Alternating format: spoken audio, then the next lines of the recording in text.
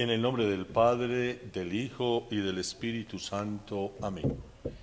Ven, Espíritu Santo, llena los corazones de tus fieles y enciende en ellos el fuego de tu amor. Envía, Señor, tu Espíritu que renueve la faz de la tierra. Oh Dios, que has estudiado los corazones de tus fieles con la ciencia del Espíritu Santo, haz que sintamos rectamente con el mismo Espíritu y saboreemos siempre de sus consuelos por Jesucristo nuestro Señor. Espíritu Santo, ilumínanos y santifícanos. Nuestra Señora del Rosario, patrona de nuestra comunidad parroquial del Retiro Antioquia, ruega por nosotros. Del Evangelio de San Marcos. Levantándose de allí va a la región de Judea y al otro lado del Jordán, y de nuevo vino la gente donde él, y como acostumbraba les enseñaba acerca.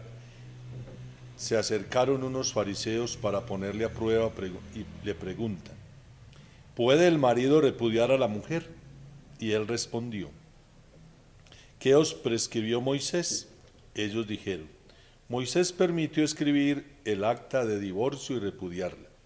Jesús les dijo: teniendo en cuenta la dureza de vuestro corazón, escribió para vosotros este precepto. Pero desde el comienzo de la creación, Él los hizo varón y hembra. Por eso dejará el hombre a su padre y a su madre, y los dos serán una sola carne. De manera que ya no son dos, sino una sola carne. Pues bien, lo que Dios unió no lo separe el hombre. Y ya en casa los discípulos le volvían a preguntar sobre esto. Y Él les dijo: quien repudia a su mujer y se case con otra, comete adulterio contra aquella. Y si ella repudia a su marido y se casa con otro, comete adulterio. Palabra del Señor. Gloria a ti, Señor Jesús. Bueno, un cordial saludo a todos los que en este momento están con nosotros en este cursillo prematrimonial virtual. Les agradecemos por estar ahí a través del dispositivo, la pantalla de su computador. Y de manera muy especial les agradecemos si el cursillo y cada una de las experiencias que hemos venido trabajando durante esta semana o que vamos a trabajar durante esta semana nos ha inquietado. Porque ese es el éxito del cursillo. No hacerlo por hacerlo, sino hacerlo para valorar la decisión que se va a tomar y para pensar en serio, porque es una decisión de vida. Se marca, así se separen después, pero marca totalmente la existencia. Miremos hoy, o miremos en este ratico de reflexión, un poquito sobre la teología del sacramento del matrimonio. Partamos de la definición de sacramento. Dice el Concilio Vaticano II que el sacramento es un signo sensible y eficaz de la gracia de Dios, instituido por Cristo para santificar a los hombres. En otras palabras, es algo que yo puedo ver o lo puedo identificar por uno de los sentidos que yo poseo. Pero no es un capricho del Papa o de los obispos, sino fue algo que Dios y a través de Jesús quisieron y quiere que se realice en medio de la comunidad o de los hijos de Dios. Entonces vamos a partir un poco de la experiencia de la Sagrada Escritura. En la Sagrada Escritura, sobre todo en el Antiguo Testamento, hay una experiencia del pueblo de Israel que a lo largo de la historia y a través de unos signos concretos y de acontecimientos, el pueblo fue descubriendo. Dios se les fue revelando a través de acontecimientos y a través de la vida, y les mostró quién era Dios. y cuál era el amor de Dios por el pueblo. Y en esa relación de Dios con el pueblo de Israel, algunos autores, por ejemplo el libro del Cantar de los Cantares, nos habla ya de una manera apasionada de la relación de Dios, de Yahvé, con el pueblo de Israel. Y entonces Dios es el esposo y el pueblo de Israel es la esposa. Uno encuentra, por ejemplo, en el libro de Oseas, que Dios le dice a través de Oseas al pueblo: yo desde niño te he amado, te he amarrado con correas humanas, me he preocupado de ti, pero tú me has dejado. Y la relación, digámoslo, esponsal entre el pueblo de Israel y Dios es una relación que va a abrir puertas y alumbrar todo el devenir de la historia de la salvación, y aún en el Nuevo Testamento pues se va a encontrar. Un caso muy concreto, y les recomiendo que de pronto ustedes lean el libro de Oseas. El autor, el profeta Oseas, cuenta y hace toda una historia de una pareja, pero esa historia de esa pareja se refiere precisamente a Dios y al pueblo. ¿Qué pasó? Oseas se casó, tuvo un hijo con su esposa. La esposa fue infiel, y como fue infiel, el esposo, Oseas, le perdonó. Pero a pesar de que le perdonó, la esposa nuevamente se fue y se fue a la prostitución. Y cuando ya estaba anciana en la prostitución, las prostitutas las vendían como en una feria, ¿cierto? Al mejor postor, ya cuando eran viejitas. Y él, Oseas, fue, dice el profeta, él fue y compró a su esposa, que vivía en la prostitución, y se la llevó a la casa y la puso como una reina. Esta historia, contada a grandes rasgos, para hacerle ver al pueblo de Israel cómo Dios había amado al pueblo desde siempre, cómo el pueblo fue infiel con Dios a través de la idolatría. Recuerden, por ejemplo, el caso del becerro de oro que construyó Aarón cuando Moisés se demoró en el Sinaí. Fue infiel.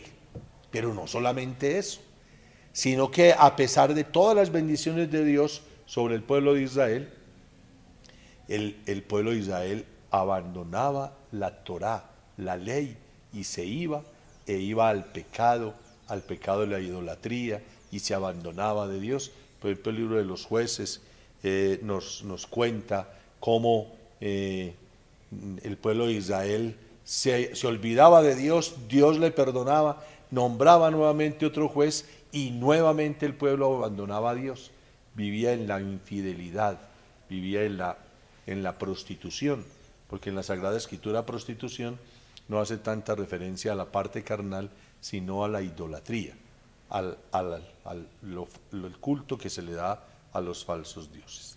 Muy bien. Entonces, todo el Antiguo Testamento es un recuento, y cuando uno ve la figura desde allí, desde que Dios era el esposo, Dios Él es el esposo del pueblo, y la esposa es el pueblo de Israel. El Papa Francisco, después del Sínodo de la Familia, escribió una exhortación apostólica que se llama La alegría del amor, Amoris Laetitia, que se los estaremos entregando para que lo lean en raticos por ahí, y apaguen el televisor y leen y van leyendo numerales. Y el Papa hace todo un recuento precioso del amor que Dios tiene por su pueblo y cómo hay una serie de familias que van apareciendo en la historia de la salvación y que recuerdan precisamente la relación que hay entre Dios y su pueblo. Entonces es precioso y ojalá Amoris Laetitia sea un documento para que lo tengan ahí en la mesita de noche junto con la Biblia y vayan leyendo numeral por numeral. Y ustedes encontrarán allí unas palabras y un mensaje del Papa, fruto del sínodo sobre la familia, espectacular. Muy bien. Entonces todo eso en el Antiguo Testamento. Pero en el Nuevo Testamento ya Jesús hace ver, y San Pablo lo llama así, que ya no es el pueblo de Israel, sino que es la iglesia la que es la esposa de Cristo. La carta del apóstol San Pablo, escribiéndole a los Efesios, dice San Pablo en el capítulo 5, versículo 21, y habla precisamente de el amor de los esposos. Dice, por ejemplo, sed sumisos los unos a los otros en el temor de Cristo. Las mujeres a sus maridos como al Señor, porque el marido es cabeza de la mujer, como Cristo es cabeza de la iglesia, el Salvador de Cristo. Así como la iglesia está sumisa a Cristo, así también las mujeres deben estarlo a sus maridos en todo. Maridos, amad a vuestras mujeres como Cristo amó a la iglesia y se entregó a sí mismo por ella, para santificarla, purificándola mediante el baño del agua, en virtud de la palabra, y presentándola resplandeciente a sí mismo, sin que tenga mancha ni arruga, ni cosa parecida, sino que sea santa e inmaculada. Así deben de amar los maridos a sus mujeres, como a sus propios cuerpos. El que ama a su mujer, se ama a sí mismo, porque nadie aborreció jamás su propia carne, antes bien la alimenta y la cuida con cariño, lo mismo que Cristo a la iglesia, pues somos miembros de su cuerpo. Por eso dejará el hombre a su padre y a su madre, y se unirá a su mujer, y los dos serán una sola carne. Gran misterio es este. Lo digo respecto a Cristo y a la iglesia. En todo caso, en cuanto a ustedes, que cada uno ame a su mujer como a sí mismo, y a la mujer que respete al marido. Palabra de Dios. Qué precioso texto de San Pablo. Y aquí yo quiero como hacer énfasis en varios aspectos. El primero, que la esposa es la iglesia y Cristo es el esposo. Por eso ustedes, cuando se casen en sacramento, en la iglesia, decía el Papa Juan Pablo II, que ustedes como esposos son un signo visible del amor de Cristo por la iglesia. O digámoslo de otra manera que es muy común, ustedes como esposos casados en la presencia del Señor son una radiografía del amor de Cristo por la iglesia. Un primer aspecto que nos tiene que quedar muy claro. Por eso es muy diferente el matrimonio sacramento al matrimonio civil y al matrimonio natural. El padre García Herreros, fundador del Minuto de Dios, decía esto, que el matrimonio natural, ese de que nos dio ganas de irnos a vivir juntos y llegaron a vivir juntos, es un matrimonio que busca el complementarse como hombre y como mujer. Listo. Pero hay un segundo matrimonio, y ese matrimonio civil. Entonces, ¿qué buscan? Complementarse en hombre y mujer, pero estar, según las leyes de un Estado, casados, comprometidos. Y en tercer lugar hay un tercer matrimonio, y ese tercer matrimonio se llama matrimonio sacramento. El que ustedes dicen en el lenguaje popular, casarse por la iglesia. No, matrimonio sacramento. Les dice el padre García Herreros que cuando en el matrimonio natural y en el matrimonio civil, los esposos están siendo obedientes a Adán y a Eva. ¿Por qué? Porque Adán y Eva dijeron, no, nosotros no vamos a hacer la voluntad de Dios, vamos a hacer la propia voluntad, lo que yo quiero, es que a mí me gusta es así, y ya, ¿cierto?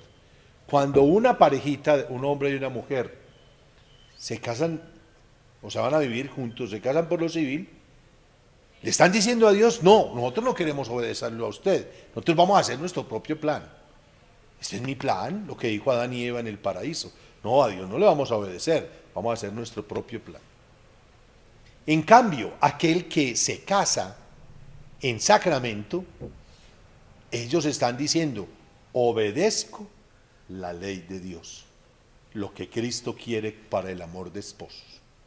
Y entonces los esposos se casan en un templo o en una capilla, se casan y allí, delante de Dios, Dios les bendice el amor, porque el autor principal y fundamental del amor de los esposos es Dios y la bendición de Dios. Entonces, miren, toda la historia de la salvación, una relación de Dios con su pueblo. En el Nuevo Testamento es Cristo con la iglesia, y la iglesia es la esposa de Cristo. Lo precioso, la iglesia es la esposa de Cristo. Entonces usted y yo, que somos bautizados y que pertenecemos a la Iglesia Católica, somos la esposa de Cristo, ¿cierto? Pasemos entonces, y a un tercer aspecto de este texto, valga decir, y ojo con esto, que a veces algunos hombres, con mucho respeto con todos los caballeros que hay en este momento conectados con nosotros, machistas. Es que mire que la palabra de Dios dice, mujeres estén sometidas a sus maridos. Pero ojo, dice, maridos, amad a vuestras mujeres como Cristo amó a la iglesia. ¿Por qué la iglesia se somete, digámoslo así, a Cristo? Porque Cristo entregó toda su vida, donó toda su existencia por el bien de la iglesia, por el bien de todos, ¿cierto? Pasó haciendo el bien, dice el apóstol, y eso es lo que hace él. Donar su vida, entregar su vida por la salvación de todos los hombres. Entonces, cuando el esposo, y eso es muy lindo, cuando el esposo se dona totalmente por su hogar, se entrega totalmente por su hogar, entonces la esposa, viendo la donación y generosidad del esposo, ahí es donde viene, digámoslo así, el sometimiento. ¿Qué más me queda a mí que ante un amor generoso, donado totalmente por mi vida y por mi hogar, qué más? Agachar cabeza y estar ahí. Pero no crean como piensan o pensaban algunas veces los hombres machistas. Entonces la mujer tiene que aguantarse lo que quiera y como yo quiera, ¿cierto? Entonces se tienen que aguantar como lo que el marido le guste, a la berrionda, los gritos, a veces el maltrato físico, psicológico, en fin, que ahí no puede llegar. Entonces, la iglesia es la esposa de Cristo. Y Cristo se donó totalmente por su iglesia. Y por eso la iglesia, como esposa de Cristo, vive en el amor de Cristo. Los esposos tienen que vivir de igual manera. Pero pasemos un poquitico más allá. Y para que nos refiramos, lleguemos como al amor de ustedes y a la entrega de ustedes, pensemos en esta situación. ¿Cómo es el amor de Cristo por la iglesia? ¿Cómo es? Yo podríamos hacer varias cualidades o características, pero digamos tres. Primero, el amor de Cristo por la iglesia es un amor total. Cristo no se reservó absolutamente nada para sí mismo. Cristo se entregó totalmente por la iglesia. Por eso el amor de Cristo por la iglesia es un amor total. El amor de ustedes como esposos también tiene que ser igual. Óigame, con un ápice, con una migajita de egoísmo que usted le ponga a su amor por su esposo o por su esposa, por ahí entrará la obra de Satán para destruir el hogar. Los esposos tienen que amarse totalmente, en una entrega total, sin reservas, sin nada. Tal cual como somos. Y eso. No puede haber, óigame, y ojo con eso, queridos novios, no puede haber otro amor, no solamente carnal, no puede haber otro amor material, porque hay esposos que quieren más la plata que la esposa, o hay esposos que quieren más el caballo que a la esposa, o que quieren más la moto que la esposa, no, o viceversa, la moto que el esposo, en fin, no, es que el amor tiene que ser total, y perdónenme decirlo así, un poquito durito, es un amor exclusivo de esposos. El amor de Cristo por la iglesia es un amor exclusivo, es totalmente para la iglesia, no hay nada más, no hay nada menos, es totalmente para la iglesia.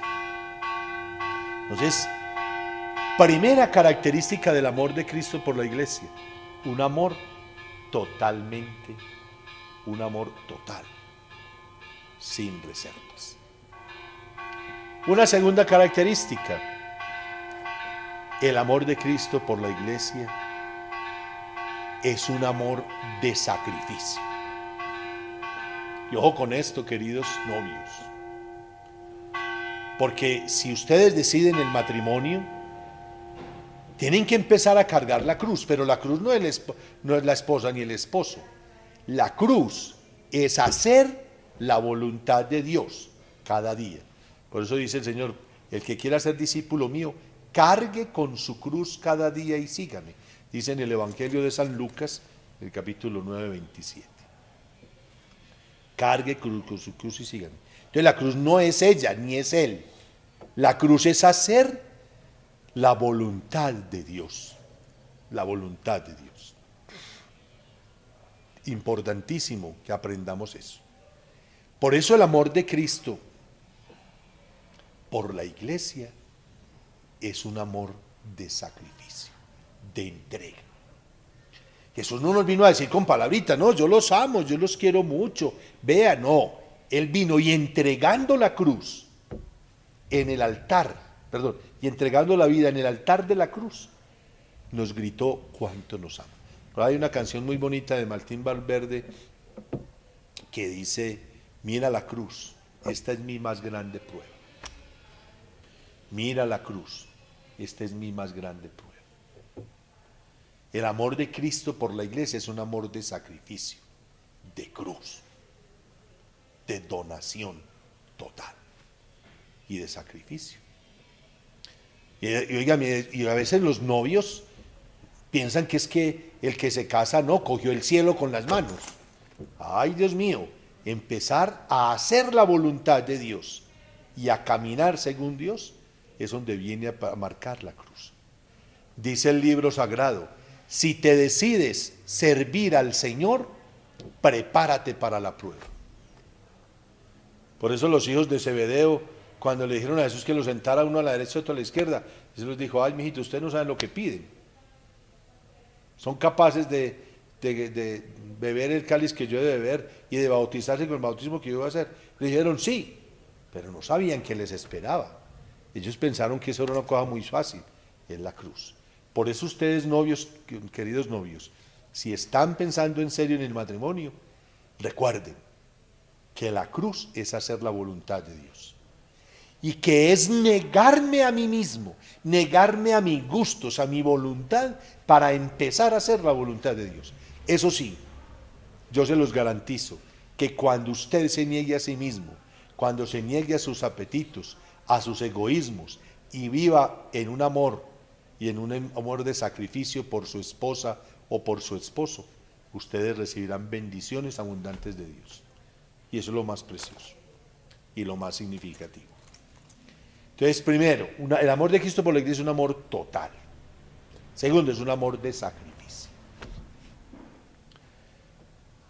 Ustedes van a empezar, algunos de ustedes ya pues conviven, pero otros tal vez no. Pero ahora vivir en la presencia de Dios va a exigir de ustedes mucho más entrega y mucha más donación y mucho más sacrificio. Es que yo amo tanto a mi esposa que hoy hay una competencia de caballos, una exposición equina, por ejemplo. Y a mí me encantan mucho los caballos. Y mi esposa está indispuesta. Pues que se queden los caballos sin mi presencia. Porque para mí tiene que valer más mi esposa que los caballos. No, que es que va a haber una exposición de motos en el centro comercial de no sé dónde. Entonces, pero la esposa está enfermita, está gripada. ¿Cómo me voy y la dejo? Ni riesgo, no, yo. Primero mi esposa. Ese es el amor de sacrificio. Hombre, que la esposa haciendo la sopita le quedó un poquito saladita y a usted no le gusta mucho, hombre, haga el sacrificio y tómese la callada. No pelee. No, que mi esposo merca y se le olvidó traerme el jabón para lavar la loza, entonces ahora con qué voy a lavar la loza. Pero no me ponga ahora por eso. Venga, hablemos, menos faltó el jabón. Yo me sacrifico, venga, hagamos esto, tal cosa. Sacrificio. En tercer lugar, el amor de Cristo por la iglesia es siempre nuevo. Uno puede estrenar amor todos los días. Y miren, qué tan bueno esto, y ustedes también lo han experimentado. Cuando uno estrena una camisa o un pantalón o unos zapatos, uno siente como, uno es el mismo pues, la misma pelota de siempre, pero uno se ve como diferente. Y uno se mira, se me ponen los zapatos, ve si me quedarán buenos. Y la primera persona que me encuentre por ahí, que se dé cuenta que estoy estrenando y me diga, ay, cómo te quedaron de bonitas ese peinado, cómo te quedaron de bonitas esas cejas con esa permanente. Usted como que ya descansa. Sí, sí les gustó a las otras personas que yo estuviera estrenando. El amor, óigame, queridos novios, se tiene que estrenar todos los días. No dejen envejecer el amor. Y lo primero que envejece el amor es la rutina. Cuidado con eso. El amor de los esposos tiene que ser un amor siempre nuevo. Hay que estrenar amor. Miren, yo les digo mucho por ahí a los novios cuando les presido la misa de matrimonio. Les digo esto. Ustedes se casan y se casan con grandes ilusiones y con un proyecto de vida, y muy rico eso, ¿cierto? No, nos vamos a casar, entonces en este primer año vamos a trabajar fuerte para ver si nos metemos a una casita o a un lote y empezamos a trabajar. Muy bien, rico, ¿cierto? No, es que vamos a trabajar para ver si acabamos de pagar el carro que compramos para poder vender las arepas que estamos haciendo. Listo, eso está muy bien. Y ustedes van progresando. Y es muy bonito verlos a ustedes cuando ya estén casados 4 o 5 años y se les vea el progreso material. Hombre, qué bien, ¿cierto? Y muy interesante. Pero a veces los novios, a veces los esposos descuidan el crecimiento en el amor. Y vuelvo a decirles, el amor de Cristo es siempre nuevo por la iglesia. Ustedes no pueden dejar envejecer el amor. Lo primero que envejece el amor, les decía ahorita, la rutina.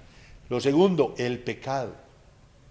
Miren, cuando uno de ustedes le dejen meter la mano a Satanás en su corazón, usted llega a su casa y ya ve las cosas de una manera diferente. Y ve, todo le sabe diferente, porque ya empezó Satanás a destruir la obra de Dios, que es el matrimonio. Entonces el amor de Cristo por la iglesia tiene que ser siempre nuevo. Progresen materialmente, claro, muy bueno, pero no dejen de crecer en el amor. El amor tiene que crecer. A mí no me olvida nunca una vez que saliendo de la parroquia, la parroquia anterior donde estaba trabajando, me encontré con unos amigos. Padre, ¿para dónde va? Voy para un matrimonio. Y me dijo el esposo, me dijo, va a acabar usted con otro noviazgo. Me dio como tristeza. Y yo, venga, ¿por qué? Entonces me explicaba, ¿cierto? Es mejor ser novios que esposos. Y ahora con todo este hedonismo que tenemos de placer y de pansexualismo, pareciera ser que no tiene sentido el matrimonio, pero es muy lindo. Entonces, hombre, ustedes tienen que seguir teniendo detalles, palabras bonitas. Hombre, si no nos alcanzamos a ver hoy, porque cuando yo me levanté ella estaba dormida o él estaba dormido, le dejo una boletica ya en donde tiene que llegar, gordo, te quiero, te amo. Eso es mantener el amor vivo. No dejen apagar el amor, no lo dejen envejecer. También cuento mucho esta historia que me pasó con una parejita de esposos de 65 años de matrimonio. Qué precioso. Bueno, después de la misa, les cantamos el Happy Birthday al par de esposos, entonces saqué todos los hijos y al frente y empezamos a cantarles Happy Birthday. Bueno, esa emoción, todas esas cosas. Muy bien. Óigame, entonces yo le dije a los esposos, le dije, bueno, dígase en una palabrita la que salga del corazón de ustedes, delante de sus hijos, ¿qué le quisiera decir usted a su esposo o a su esposa? Entonces habló primero la esposa. La esposa le dijo palabras muy lindas, hermosísimas, de sentimientos frente al esposo, ya en añitos. Pero a mí las que más se me quedaron fueron las del esposo. El esposo delante de los hijos, los nietos, bisnietos que tenían y tataranietos, le dice, mija, hoy te quiero más que hace 65 años. Y no fue capaz de hablar más porque puso a llorar. Hasta ahí le alcanzó la voz. Entonces ya vino el abrazo y todos los hijos aplaudieron y él lloraba y decía, no era capaz de decir otra palabra, pero después volvió y le decía, sí, hoy te quiero más que hace 65 años. ¿Qué le quiso decir eso su esposo a la esposa? Que hoy no la quería porque era linda y atractiva sexualmente, sino por la persona que era. Uno que puede descubrir ahí, que en una pareja de esposos el amor ha crecido impresionante, es grande, ha avanzado el amor, es grande el amor. Ustedes como esposos, recordando que el amor de ustedes es una representación, es una fotografía, es un signo del amor de Cristo por la iglesia, ustedes no pueden dejar que el amor se envejezca, que sea siempre un amor nuevo. Y oigan, una práctica que le aconsejo mucho a las parejitas que yo presido el matrimonio. Cada año en el aniversario de matrimonio, vayan al templo donde se casaron y de rodillas, díganle al Señor, hoy nos queremos más que hace un año, que hace 2, que hace 5, que hace 10, que hace 15, que puedan decir como este par de viejitos de 65 años, hoy te quiero más que hace 65 años. Es un reto y por eso el amor tiene que crecer. El amor no se puede quedar estático. El amor tiene que crecer. Si el amor no crece, apague y vámonos, apague y vámonos. Entonces, el amor de ustedes como esposos es un amor como el amor de Cristo por la iglesia. Eso es lo lindo del sacramento del matrimonio. Y por eso yo les digo, para nosotros los católicos, siguiendo la espiritualidad mariana, el fiat, cuando le decimos a Dios que sí, es con todo. Entonces, para un católico, el matrimonio civil y el matrimonio natural, o de irse a vivir juntos, no vale. El matrimonio sacramento es el de los cristianos católicos, los que le obedecen a Dios. No se les puede olvidar, la persona, por eso una persona que vive en amor libre o en matrimonio civil, pues no puede comulgar, porque no está en comunión con Dios, no está obedeciendo a Dios. Cuando yo celebro el sacramento en matrimonio, el matrimonio en sacramento, en el templo, delante del sacerdote, delante del diácono. ¿Qué estoy haciendo allí? Le estoy diciendo a Dios, sí, obedezco. Y recuerden que Adán y Eva fueron expulsados del paraíso porque no le obedecieron a Dios. Entonces, queridos novios, vamos a obedecerle a Dios. Piensen muy bien y espero que el cursillo les dé los elementos y los criterios para tomar la decisión. No la tomen a la carrera, no la hagan de afán, porque esa es la decisión de la vida. Y ustedes no se van a casar para un mes, para 6 meses, para un año, se van a casar para toda la vida, porque las cosas de Dios son eternas. Yo también le digo mucho también a los esposos, y les digo, no es hasta que la muerte los separe, sino hasta que el cielo los vuelva a unir, hasta que el cielo los vuelva a unir. Es para toda la vida, ¿cierto? Por eso quisiera como invitarlos a unas últimas 3 cositas. La primera, ustedes se han hecho la pregunta, ¿por qué se van a casar? ¿Por qué? La segunda pregunta, ¿para qué se van a casar? A mí me gusta mucho, cuando es el cursillo prematrimonial presencial, preguntarle a cada una pareja, ¿usted por qué se va a casar? Y nos dicen que sí, porque nos queremos mucho, y yo, pues, para quererse no necesitan casarse. Bueno, en fin. Yo les digo, la primera respuesta es, yo me voy a casar en sacramento porque soy cristiano católico. Bien, pero no nos quedemos ahí, porque me interesa la segunda parte.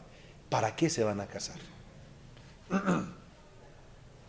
Y todos dicen, y ustedes, y háganse esas 2 preguntas ustedes hoy, antes de despedirse, y pregúntense, ¿por qué se van a casar? ¿Para qué se van a casar?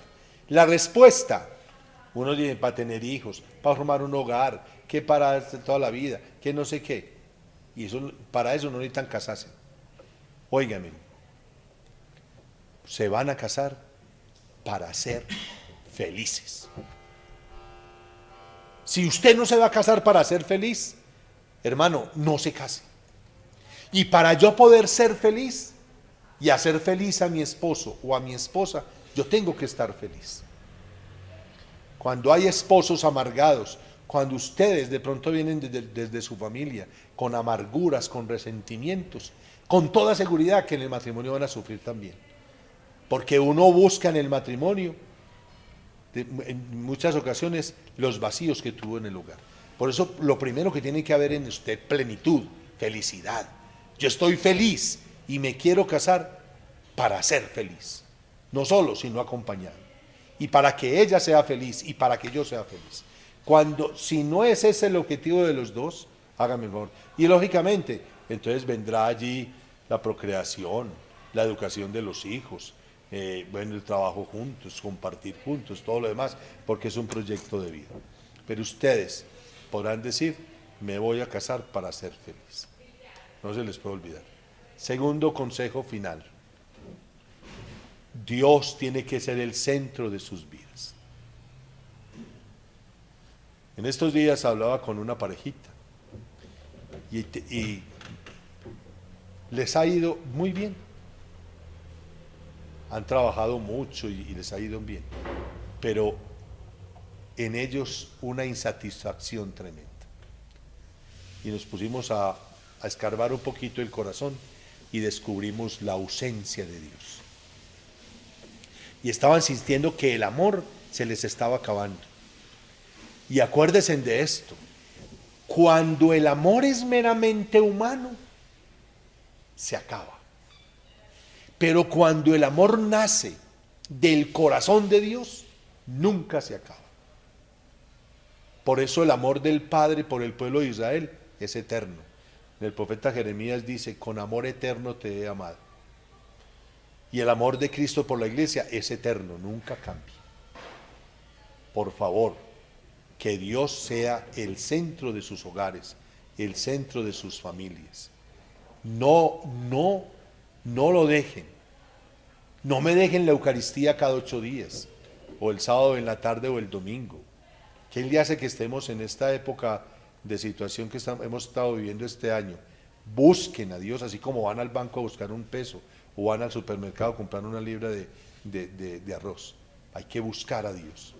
La oración en la noche, la lectura de la Biblia, el Santo Rosario. No dejen todo eso. Es tan importante. Porque si estamos unidos a Dios, somos capaces de salir adelante. Si estamos unidos a Dios, somos capaces de sopesar las penas y las pruebas más difíciles. Mejor dicho, ustedes van a saber cuánto se aman cuando aparezca la primera prueba, la primera dificultad a nivel de pareja. Ahí van a sopesar qué tanto se aman el uno al otro y hasta dónde soy capaz yo de sacrificarme por el bien y la felicidad del otro. Segunda invitación, pues, que sea Dios el centro de sus vidas. Y la tercera invitación, sean generosos en la entrega del uno para el otro. No sean mezquinos, ¿sí? Porque a veces los primeros días muy lindo, todo muy precioso, pero ya comienzan a calcular. Ah, yo sí doy esto, pero si usted da esto. No, sean generosos. Y en la generosidad el Papa dice que tiene que aparecer el diálogo. Y hay que dialogar y hay que perdonarnos. El Papa dice, nunca se duerman sin pedirse en perdón. Cuando tengan alguna dificultad, eso se les va a presentar porque a todos se nos presentan las dificultades. Antes de dormirse, conversen, hagan el diálogo, porque con el diálogo hay generosidad y hay entrega. Conversen, vea, pero no se grite.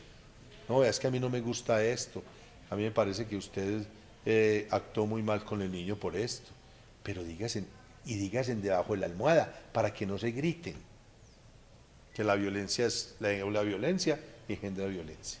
Entonces, que no se nos olvide, pues, generosos en el diálogo, en el afecto, sigan teniendo palabras bonitas, gestos, detalles, no se amarren, sean generosos en eso. Hombre, me tocó ir a hacer una vuelta a Medellín, o me tocó ir a hacer una vuelta a tal pueblo. Hombre, por allá encontré estas galletitas tan ricas que venden en tal pueblo y te las traje. Eso es un detalle, una bobada, pero es un detalle, ¿cierto? Y eso hay que tenerlo. Si toman pues la decisión de celebrar su matrimonio, si van a celebrar el matrimonio sacramento, despacio, no se afanen y tómenlas conscientes. Recuerden la decisión de su vida. No se van a casar por 8 días, por un mes o por un año. Se van a casar para toda la vida. Por eso piénsenlo con despacio. Y recuerden que en la medida en que ustedes se entregan el uno al otro y se dan el uno al otro como esposos, están siendo un signo del amor de Cristo por la iglesia. Porque los sacramentos son signos instituidos por Cristo para santificar a los hombres. Que Dios les bendiga pues y que en esta profundización del cursillo de este año, con esta situación que hemos vivido virtualmente, espero que logremos inquietarles su corazón y su amor y que sea la decisión que más les conviene a ustedes y que más glorifique a Dios, como hacer un hogar feliz y pleno, para que los hijos que ustedes planeen tener y Dios les dé, sientan la felicidad de que tienen los mejores papás y los papás más felices de la vida, porque se aman y se aman como Dios quiere que sean. Que Dios Todopoderoso pues les bendiga y les proteja en el nombre del Padre y del Hijo y del Espíritu Santo. Amén.